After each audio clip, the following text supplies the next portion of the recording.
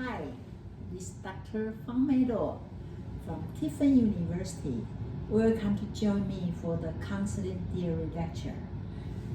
This is part 3 for Adler's individual psychology.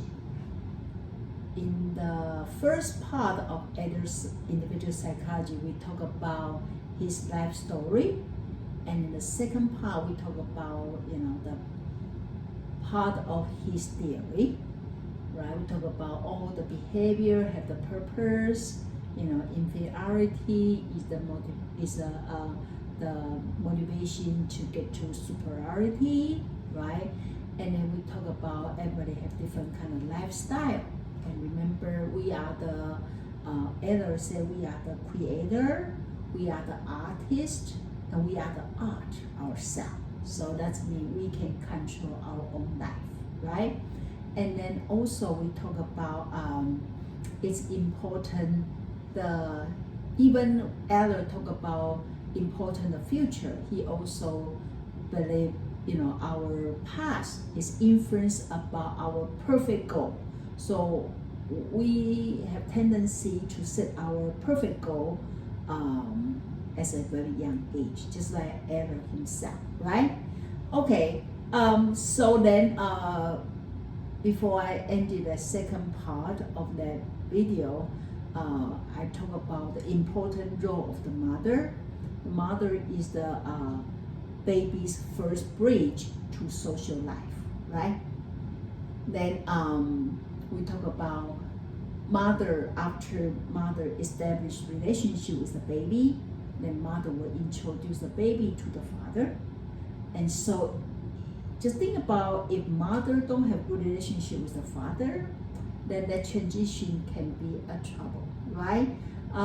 So ideally, if mother have good relationship with the father, then mother will introduce the baby to the father, right? And then together they will introduce the baby, their kids, to the society, to the community.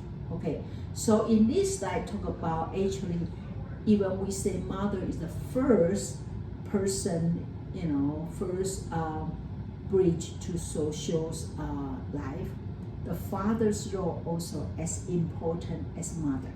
Okay, so sometimes the father's relationship with children have two extremes, right? Kids love it or hate it, right? So they can choose father as their ideal future, or they can be, become, this is my greatest enemy. Okay, why? Think about sometimes when mother taking care of kids and the kids misbehavior, mother can say, well, be careful, I will tell your father when you come home, right? And then when father come home, what happened? The mother going to tell. And then once mother tell, then father have to do something. So then the father become the person do all the punishment.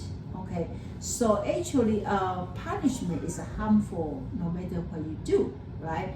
And so unfortunately, we quite often give father this punishment role, that can be very hurt for father's relationship with kids.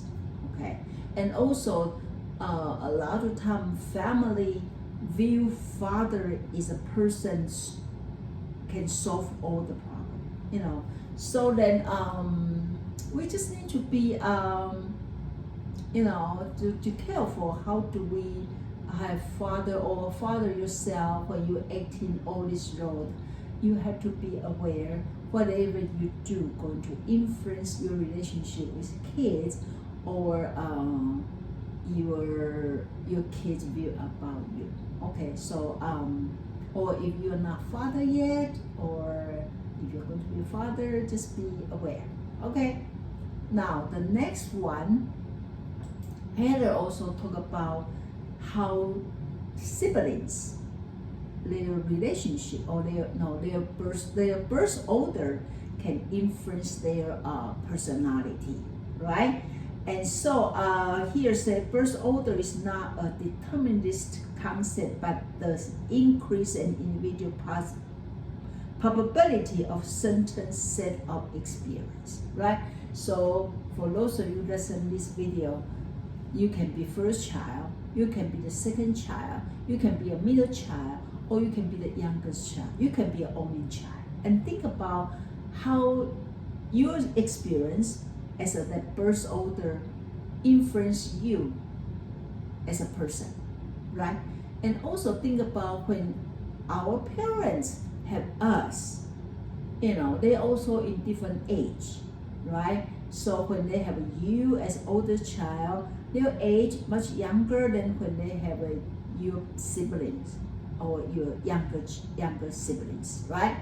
So then they somehow will be influenced. Okay, so then Adler come out some kind of conclusion, and of course, this is not like right or wrong, or this is not the only way. Okay, so just be aware.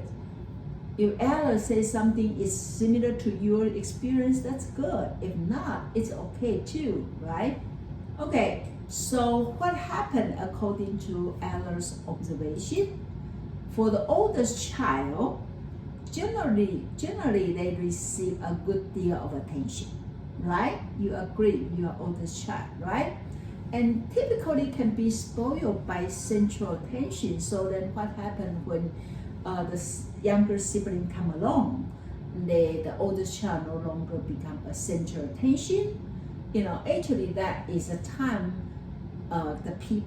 all the people start to develop jealousy, emotion that pretty much during this time. Okay, and also as an older child, actually parents depend on them a lot, so they also develop responsibility, knowing they have to be able to be dependable, okay, and then they're hardworking to try to keep ahead. And then you can see actually according to research, a lot of American presidents, they are oldest child, so it's very interesting. Tell them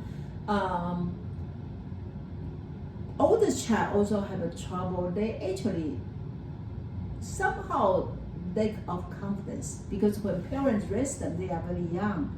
So they give them high expectation, but they also not sure how to raise them. So then that's why they want to be a president, so they can gain the power and they can see if they're still good enough, right? That some research say that, not from me, but some research say that. So it's very interesting, right? So that's the oldest child. Okay, the second child. Okay, the second child. For only two. If second child for only two, they also kind of youngest child, right? So think about the second child. The character for second child is they never like oldest child get all attention, right? They have to share attention, okay, since the first day of their life, right? And they always feel like they are in a race, because the oldest child older than them already established something when the second child come along, right? So, and then the parents somehow like to compare, always say, hey, your brother, sister already know this in your age, right? So the second child always feel they they have to work hard. A little bit water, so give me a second.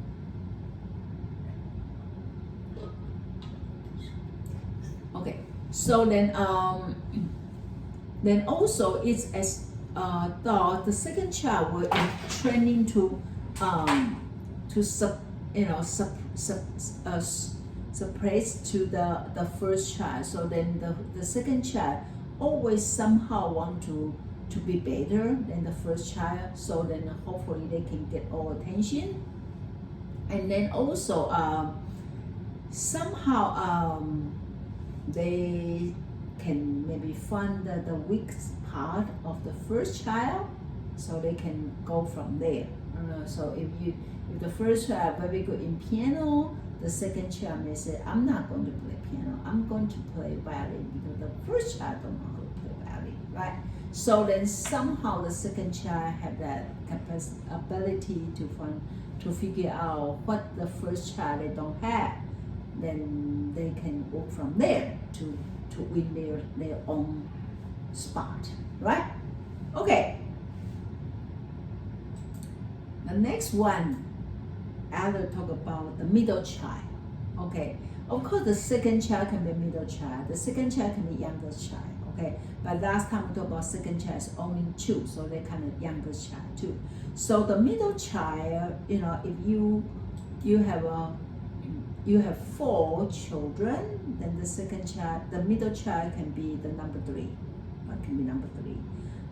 Here say often feel squeezed out, right?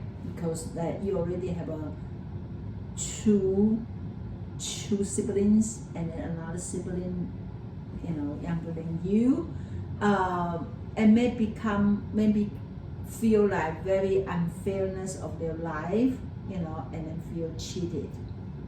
They may become they may be feel the squeeze out, but they can be a switchboard, and then the peacemaker. Okay, so if the 2 older they are fighting with the youngest, you know, then the middle child can be the peacemaker, try to make everybody, you know, to able to get along with each other, right? Okay, so here say if they have 4 children, they can be the second child. Second child maybe feel the middle child, and the third would be more easygoing, you know, because looks like the oldest one already get the position, and the second one try to fight with the first one, and the third one say, well, whatever, you know, I cannot do anything, right? So can be more uneasy and maybe align with the firstborn, you know. So do you feel that way? If you are the middle child, do you feel that way? It's very interesting, right? Okay. How about the youngest child? Okay. The youngest child can be always a baby, okay, of the family, okay, and then, you know, the trouble is, you know, the people may not trust them much. That I'm the youngest child at home, and then somehow when I was young, I don't feel like people trust me. You know, if they have any opinion, they may not ask me. Okay, but they have a special role. Like I'm the cute one. You know, I'm the people my parents love, right? But then here also said the youngest child can tend to go their own way, and they develop their own strengths, okay, their own character that the other family member, the other sibling, they don't have. Okay, so they just, you know, because they are the youngest child, they somehow they want to be special. And when the parents have the younger child, can be a little bit older age, you know, because the time, right? So then they may not give youngest child that much attention, so the youngest child can do their own. Well, but the situation can be different. Sometimes the youngest child maybe get the most attention. So also again depend on the family, but it's just something from Adler. Okay, how about the only child? Okay, the only child actually they can be share some characteristic of the oldest child. You know, they are the only child, so they get all attention, right? They get everything, and they don't have to share, they don't have to work with other people, right?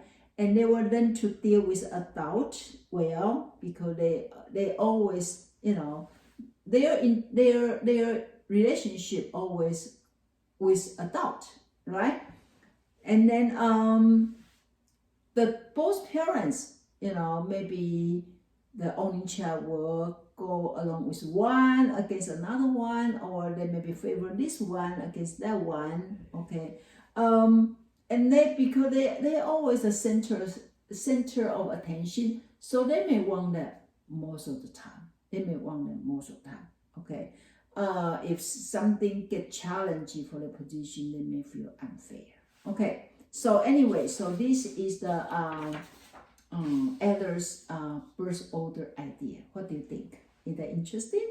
Okay. And then if you are that birth order, I don't know if you agree or not. You don't have to be 100% agree, but they can be somehow similar to your experience, right? Okay, so next let's look at the how do we do the treatment? What's the goal for your treatment? Okay, now remember Adler talked about we have an innate social interest. They come with the nature, right? So then as a therapist, okay, or counselor, your job is to help your client sense of develop the sense of belonging. If there's something they are lacking of, that's why they have trouble. Remember, Adler say your mental issue can come from your social relationship. Okay, so then you need to help them and also help them to become able to feel, just what we say, belong to the community they are from. Okay. Also, if they have some, like, remember we said when you were young, you don't feel belonging, you can be somehow feel isolated, right? So for that, that'll be your goal, to helping them. Okay. The next goal focus on, providing information, teaching, guiding, and offering encouragement to discourage clients. Okay, courage is very important. Okay, and remember that courage come from what? Social interesting plus taking action, right? So then if clients don't have courage, maybe they are afraid to take action, and so then they don't get this, able to accomplish something because they didn't take action. So then it's important to help them, to encourage them. So here you can see I put it there, say encouragement is the most powerful method available for change person's belief. So what you need to do, give them encouragement, give encouragement. In the beginning of the counseling stage, or in the middle or the end, any time of any place of your counseling process, it's always good to give the encouragement. Okay, so that's a very important goal. Okay, another goal here is to help them to view the things from different perspective. Okay, yeah, it's up to the client to decide whether they want to accept that perspective or not. Okay, because that's their life. Right? Remember, they are their own director, they are their own actor, they are their own screenwriter. Right? So you can give them, different perspective, but then respect them to choose what they want to believe. Okay. Okay, let's look at, as a therapist, or we say as a counselor, your function and role. Okay, so the counseling relationship in this individual psychology is not who lead whom. Okay, it's collaborative. Okay, so it's a collaborative arrangement between the client and the counselor. Okay, so sometimes, if the counselor took the wrong way, then can be hurt. Okay, so when you are collaborate, what you can do, if you find the client have some kind of major mistake in their thinking, okay, like mistrust or selfishness or unrealistic ambitions or lack of confidence, then you need to help them to find, you need to help them to find where is the mistake, okay, why they think this way, and help them to think where is they from, okay. And also you help your client to find their core fear, that what are they afraid of. Remember, you want to give them encouragement, right? And because they may be afraid of something, that's why they lose the courage, okay. So you want to find where is their vulnerable spot. Maybe they have been disapproved, or they suffer from the past event or something. So you want to help them to process those information, okay. And also you want to get a good assessment, okay, like look at your family consultation. We are talking about that soon, okay. And then their early recollection, and then their lifestyle assessment to say where is the source of the trouble, okay. And then help them go back to those story and see if you can rewrite your story, okay. And then remind them they are the script writer of their life story, and they are the actor, and they are the director. So they can what? They can change, rewrite their past, their childhood story. They don't have to be vulnerable. They don't have to. They can change. People can change their own life story. Okay, looks like I'm talking about. I forget to show here. Okay, so first one, help them looking for their mistaken thinking and mistaken, and then help them to see what is their core fear, and then help them to do a good assessment from their life history, their early collection, and their lifestyle assessment. Okay.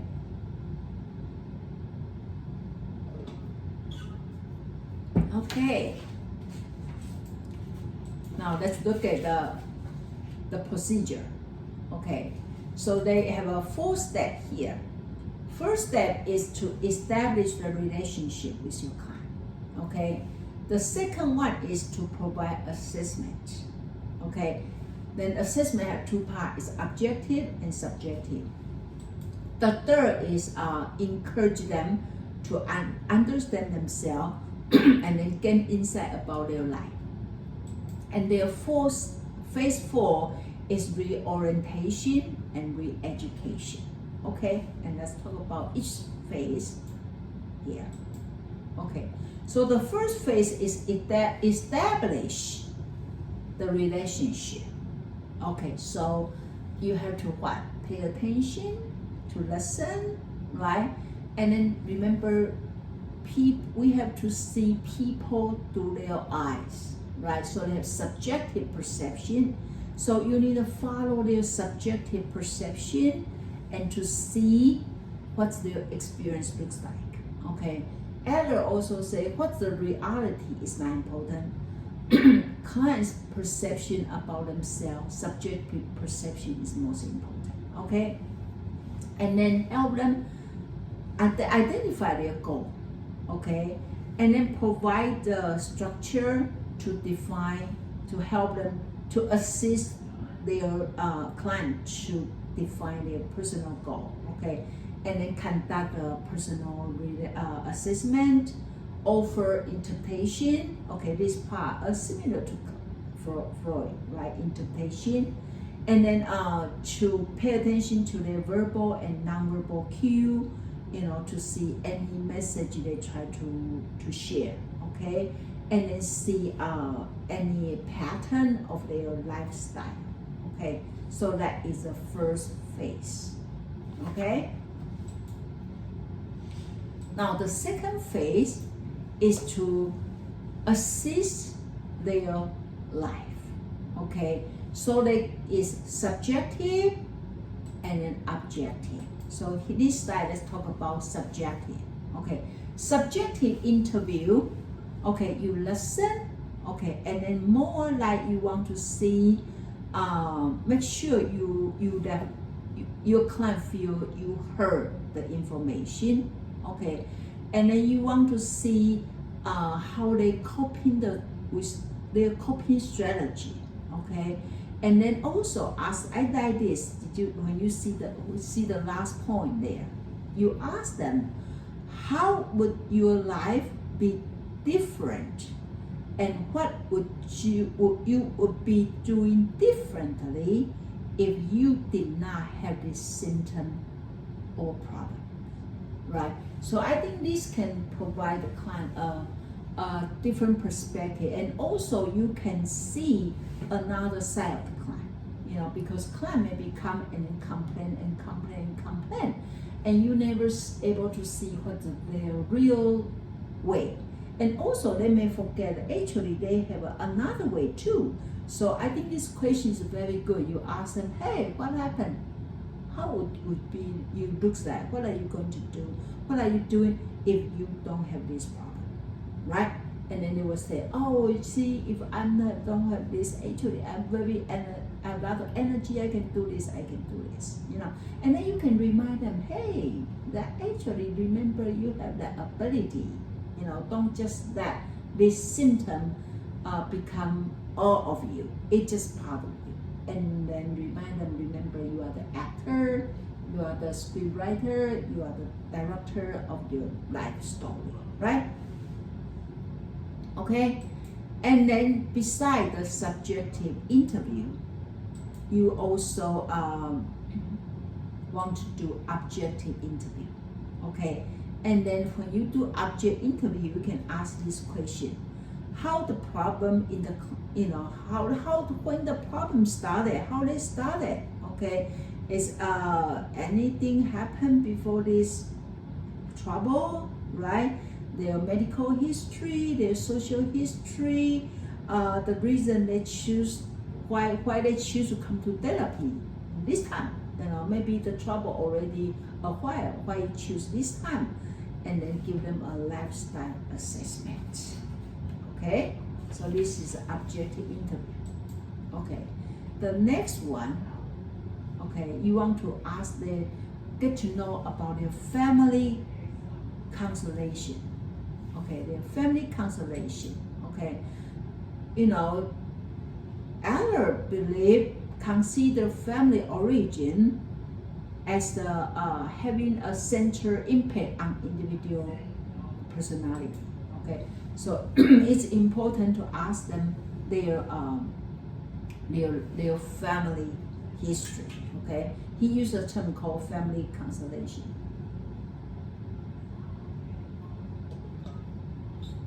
Okay, and also even people from the same family, but because they are different birth order, so then they will have a different experience. Okay, so just because you are from same family, it's not mean you have same experience. Okay, and also family culture, family value,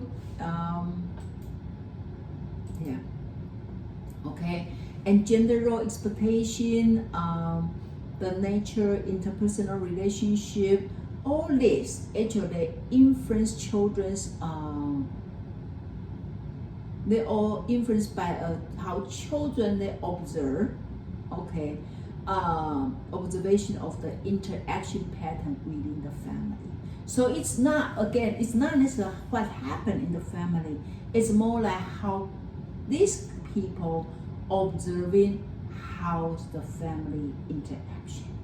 Okay, because again, everybody will have different observation. Okay, and this also interesting here. You also ask them, you know, like who was the favorite child? What was your father's relationship with the child or the mother? Which child was the most likely your father or your mother, or in what respect? Okay, so which one looks like which one, right? Which one looks like which one? Are you looks like your father? Are you looks like your mother? You know, how the parents get along? You know, in what did they both agree, or what they disagree with each other, or how to discipline the children, all that. So all these questions you can use to ask your client, so you can see the family interaction and then their relationship, and that's very important. Okay.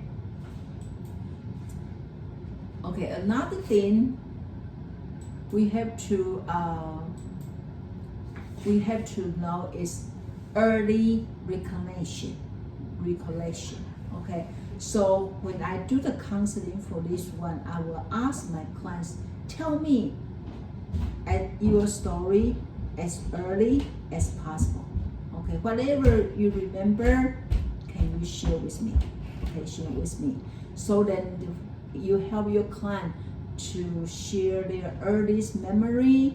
Okay, then ask them what age is this time, what kind of event and what happened and where.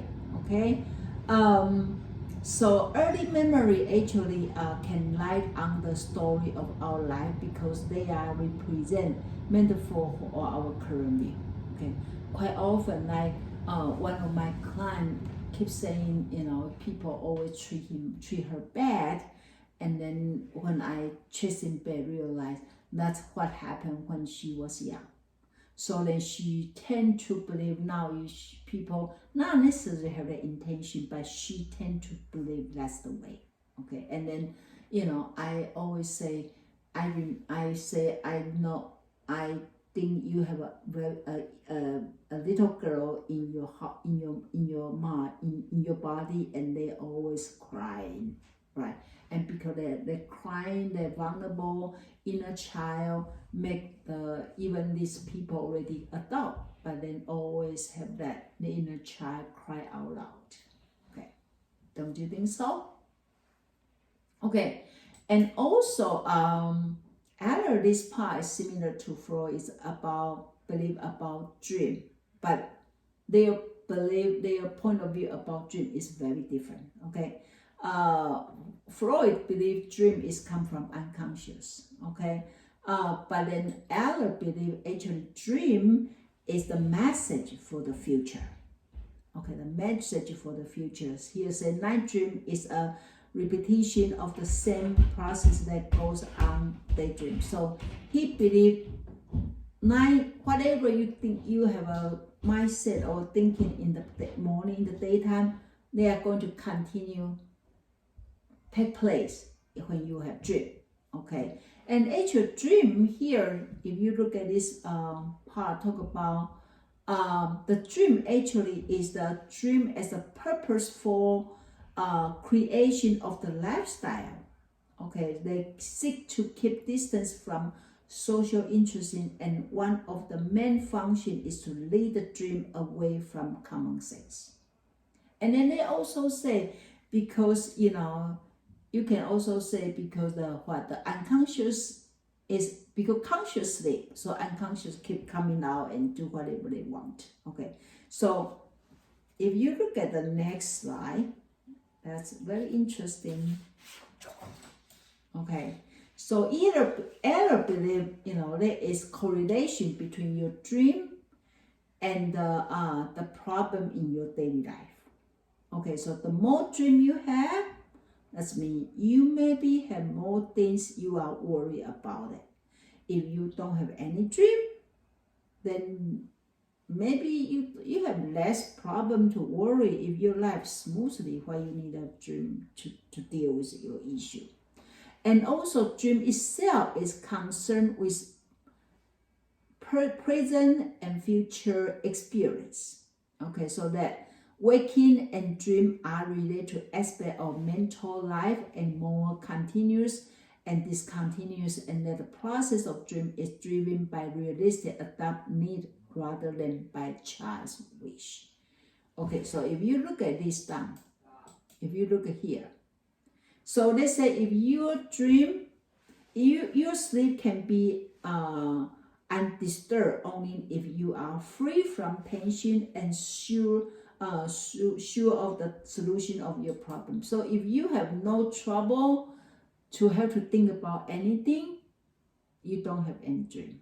Okay, but if you have frequent dreams, Okay, that maybe show the person they are very anxious that their style of life should concur and be justified. So while they keep on dreaming, there's a lot of stuff they have to think about, right? Or if you dream of flying, what's that mean? That means you try to overcome the difficulties and try to striving for the goal of superiority. That's why you are flying. How about if you're not able to move on your dream? Maybe this person had the problem in the real life. Maybe this person has problem in their real life. Okay, so this is the some example from Adler about dream. Okay, it's very interesting, right? Do you think that's kind of a very interesting way? But I believe that. How about you? But if you don't believe it, it's fine too. Everybody have different belief. But I think this part theory, I think is very interesting. Okay, how about phase 3? Phase 3 is encourage self-understanding and insight. Whatever we say, whatever we do is fine, but if clients don't have their own insight, nothing will going to work.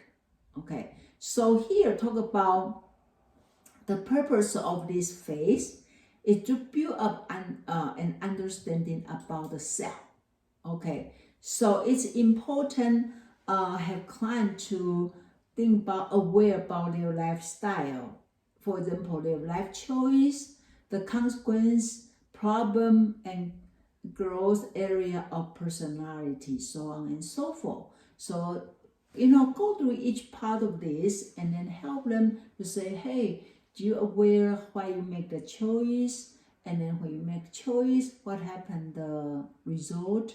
And then, you encounter this problem, and then what happened?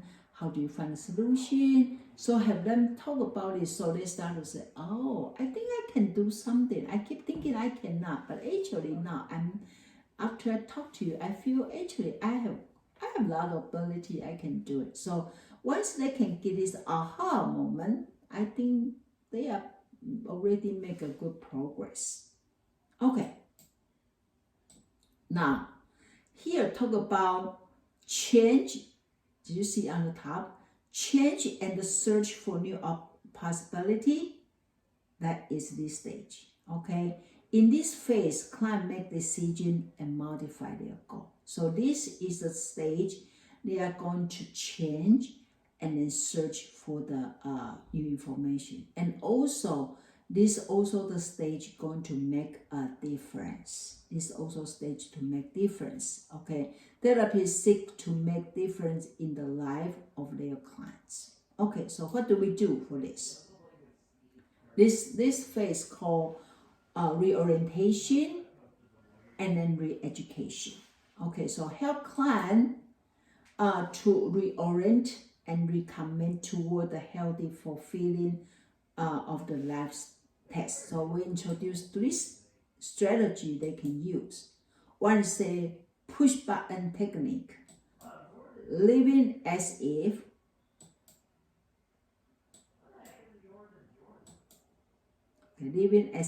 and catching oneself. Okay, let's talk about one by one for that. So push button. Okay, so this is interesting. The goal for this technique is to help client to become aware. Actually, they can be the one change their feeling. So they call push button. Push button. Okay, so you can take their finger. Okay, you can take their finger, index finger, and then have them push their legs. Okay, and so so that you can say, when they are talking about, they want to talk about depression, you say, okay, hold on just a second. So use your finger and push your leg. Okay, and then when they push, you say, okay, now we can start to talk about depression. Okay, and then when they in the middle of, when they finish talking, say, okay, now let's go to your another button. That's the positive or exciting button. And now when we push that, you have to say something positive. Okay, so you can have that back and forth, have them push the right side, they talk about depression, push the left side, you talk about happiness. So then they start aware, oh my gosh, I'm the one I can decide what my experience is going to be, or I'm the one can decide what my feeling going to be, right? And it's called push button. They're interesting, right? Okay, here. Okay, so that's the whole thing there. Okay, so use the finger and push button, and then when they push this button, they say something positive. When you push this, say something negative, and then they can switch. You can say, okay, now which one you want to push. Okay, next one called the living as if. Okay, actually this is a way you can have them. It's called fixed role technique. Okay, then open this. Okay, so actually you can have them to here say the first step, ask them to write a self-characteristics, a characterization from a perspective of sympathetic friend. So for example, you say, okay, you think about you are that person. Okay, so they say you can ask them who is the person you really like, and they will say that person. So then you can say, okay, think about the person, what the person have the characteristic. Okay, and then to find a way. Okay, find the way here. Say the therapist qualitative and subjectively analyze this content and look for a way of making subtle change that automatically mismatch with the client's view. Okay, so how they are different, that person and you, and then you encourage your client to acting just like that person. Okay, because they say they like that person, right? So then after your client write down the person looks like this, have them acting that person. Okay, acting that person. Okay, and then after a couple weeks, have them change back to their original role. Okay, so then they will say, hey, maybe if I can live in that way for 4 weeks, maybe I have ability to live that way. Or after they go to that way, they say, I don't really like what the person's like. Originally like the person and don't like themselves. But maybe after they acting like a person for a while, they say, actually I like myself better. And that's good too. So this is called living as if. Are they interesting? Okay. Also another one here called the catching oneself. Okay, so the purpose of this catching oneself is making client aware of the interpersonal or situation trigger that lead to maladaptive behavior. Okay, so because a lot of time people, because get some trigger and they act in some way. Okay, so this technique is to help them to find where's the trigger.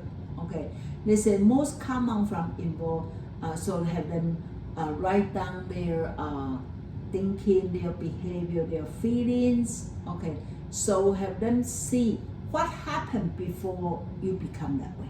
Okay, what happened you become the angry you. What happened you become depression you. Okay, so have them also, you can have them, have somebody, their reliable friend here. So you can have them write down, their diary, and then you can see you get angry, and then what happened before. Okay, so have them aware, to write down their feeling, their thinking, their whatever before something. So have them write down the whole thing, then you can review with them so they find out, oh, this is what happened. Okay. or you can have the friend, you know, some people, they are reliable friend, and they can help them, you know, and then see what people think about them, right? Or they can observe the client's behavior, have them observe, and then we can discuss, right? Okay, that makes sense? Okay, so remember we talk about encouragement is very important, one of the treatment goals, right? Okay, so it's important is encouragement, okay? Show faith in people, expecting them to assume responsibility for their life, and value them for who they are. So you need to encourage them to be themselves. Encourage them to be themselves. Okay. So actually, this is the end of the lecture about Adler's individual psychology, right? So hopefully you like this theory. I think it's very interesting, especially the one say we are the boss of ourselves. We are the director, scriptwriter, and then the actor, right? So who you become, it really depends on how you direct yourself to become, how you acting out, and how you write a story for yourself. Okay, so that's the end of our lecture, and thank you for your lesson. And I will introduce other theory next time, and hopefully you like it. If you like it, actually you can subscribe my channel, so when I make another video, you will get notice. Okay, so thank you for your listening. See you soon. Bye bye.